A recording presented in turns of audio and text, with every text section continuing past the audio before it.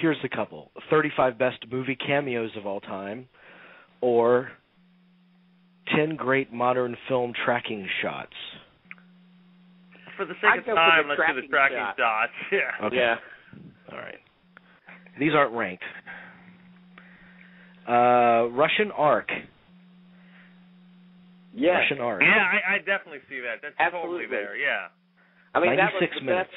That was the best movie of that year, and had an unbelievable movie by Alexander Sakharov that will teach you a lot about Russian history, but in a very sly kind of way.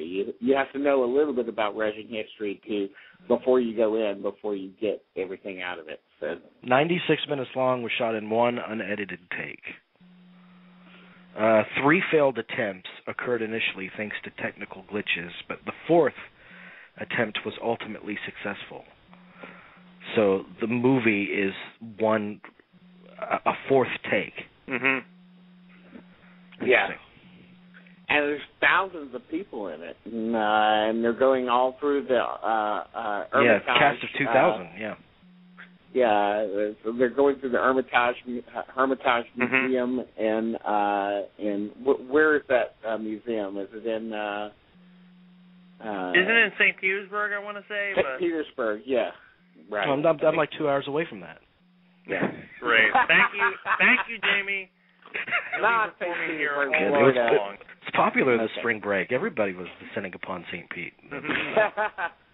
What an amazing movie, though. If you've never seen Russian Ark, you should go and see it. It's great. Children of Men. Oh yeah, that has to be in there. That shot has to be. Absolutely.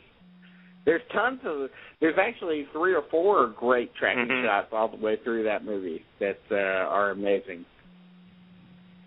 Now, this isn't about quality of film. It's Is about it ever about quality of film with some of these lists?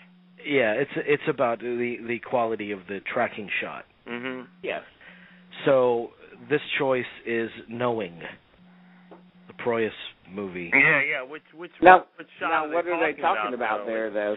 No, that's actually even for people that don't like the movie, that would be considered a high point because it's when the plane crashes.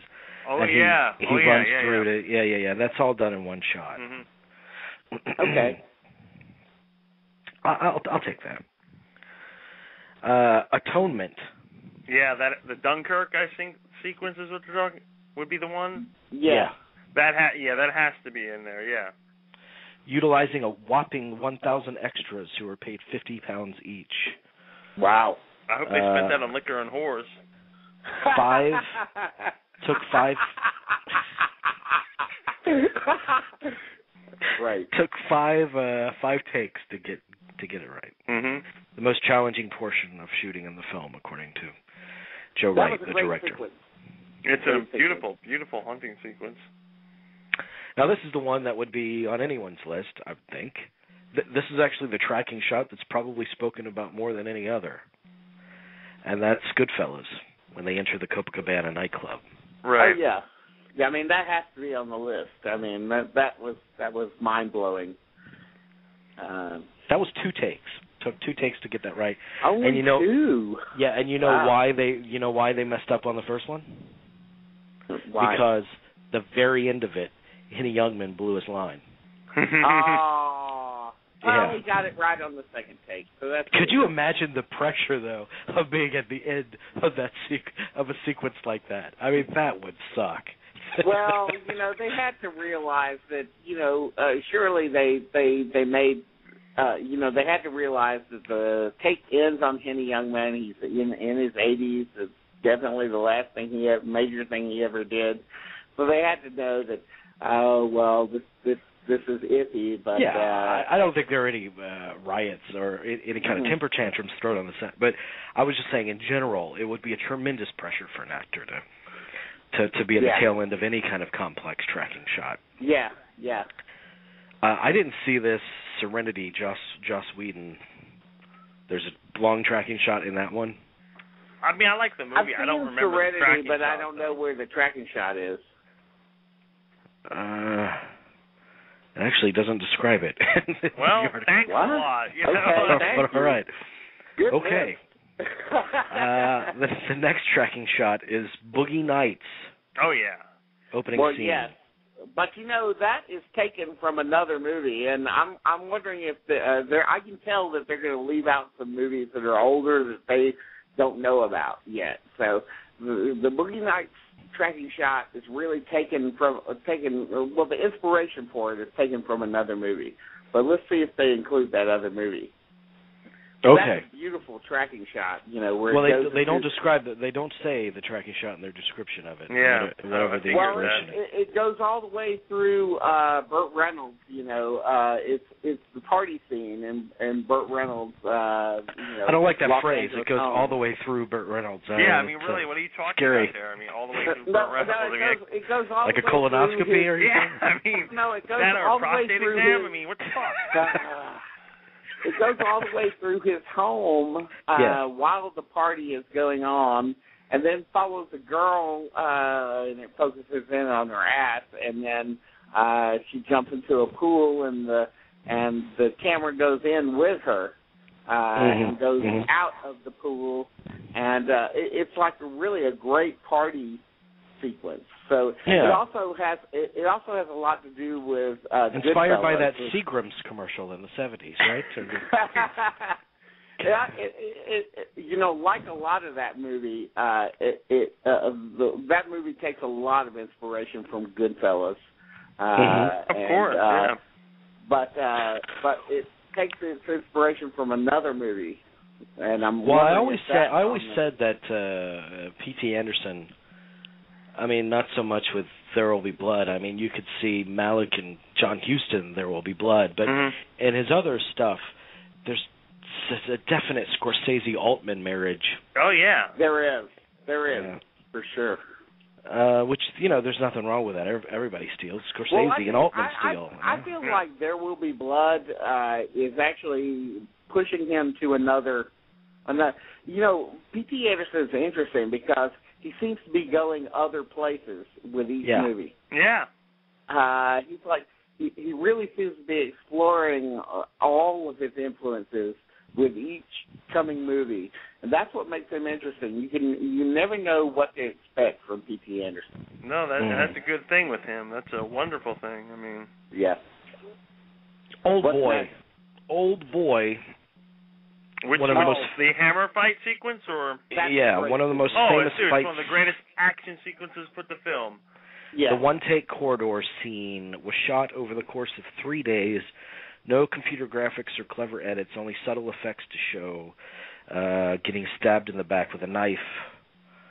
Blah, blah, blah. Well, very honestly, then 21 Jump Street pays the ultimate homage to that. Really? Oh, yes. Yes, it does. And Jamie knows exactly what I'm talking about. Being stabbed in the back, yeah. Yeah. I don't know what they were thinking. No, they weren't thinking that, but let's give them the benefit of the doubt. Yeah. There's echoes of Old Boy in 21 Jump Street.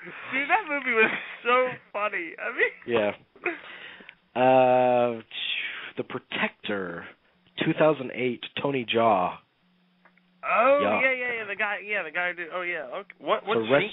It's a restaurant fight sequence. One of the greatest action sequences of the decade. Wow, that's a strong statement. You know what they say? They say that movie The Raid is one of the great action movies in a while. I've heard, yeah. Yeah, The Raid. Good. Thank you, Rain Man. Okay, and also on the list... I'm just making a joke about how you said that, Dean. Snake Eyes.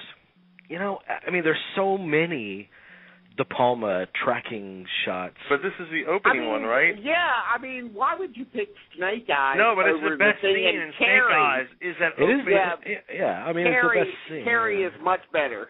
Oh, I agree, Dean. I agree with you 100%. But just looking at Snake Eyes is the one thing everyone will talk about with Snake Eyes is that opening tracking shot is classic, brilliant De Palma. And once that ends, it goes down the toilet. But yeah. I mean, that's a great sequence. But I would prefer a great tracking sequence. Especially when you have multiple films successful. from his career to choose from. Oh yeah, you know? I know, I agree. I mean, there are several movies that you could pick. I mean, even Bonfire of the Vanities opened up with a long track. Oh yeah, I mean, yeah, you could exactly. definitely.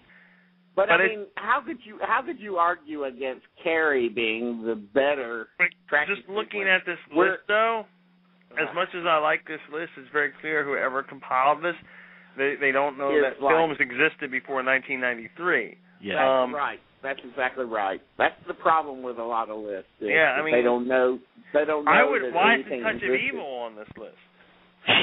Yeah. Well, okay, so what's number one? Okay, so Snake Eyes is number 2. What's number 1? Oh, that wasn't 10? The list is over. It wasn't ranked. Oh, it's over? Yeah, it wasn't ranked. Well, I would think Touch of Evil would be on there. You're right. You're absolutely right. How could you do a list like this without including The Shining, Paths of Glory, or any Kubrick for that matter? I mean, well, particularly The Shining and Paths of Glory. Yeah, no, I agree with you. I agree with you, Dean. Particularly those two. Anything done by Max Ophuls, that was like La Ronde or any of those movies.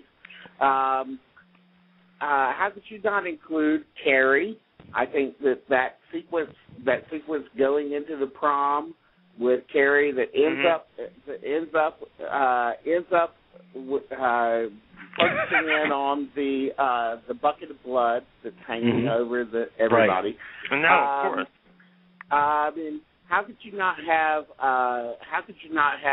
the play, which begins a full 10 minutes of nothing but, which is kind of a joke.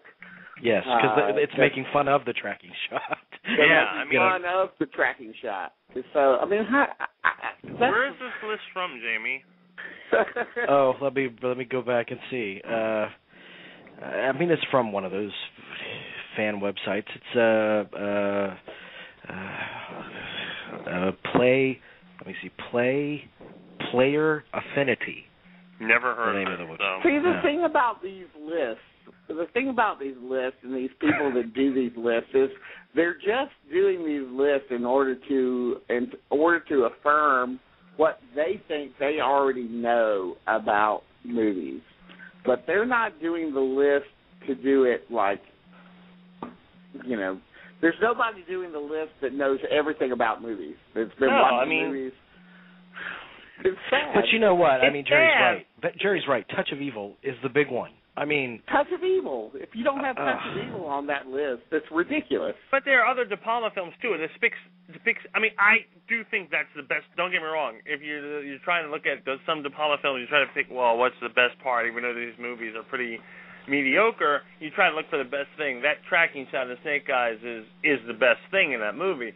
But why not pick Carrie? Why not pick, even like we said, Jamie, the Bonfire of the Vanities, that tracking shot, You know what? And if you're doing a list on any kind of visual gimmickry that works, Brian De Palma belongs on every single list. Yeah, absolutely. There would be. There's also, and similar to Children of Men, there's also that great shot, and I know it was probably somehow done CGI. I don't know how they did it. But the War of the Worlds, where they're getting away in the minivan. And that the camera... should be on there. That scene is classic. I mean, that should be on there. That is a great scene. You're right. I mean, that is a great scene. I mean, there's a lot of things that you could. What about Rope? What about but you're already. They might not know that Rope exists, though. I know. And I don't mean that. Why are these guys experts, though? These guys that are doing these lists. It's not Dean. The internet. You embarrassed. When you give everyone a computer, when you give everyone a keyboard, when you give everyone a camera, everyone's an expert. And more so than anyone else in this world, I don't think that's a good idea.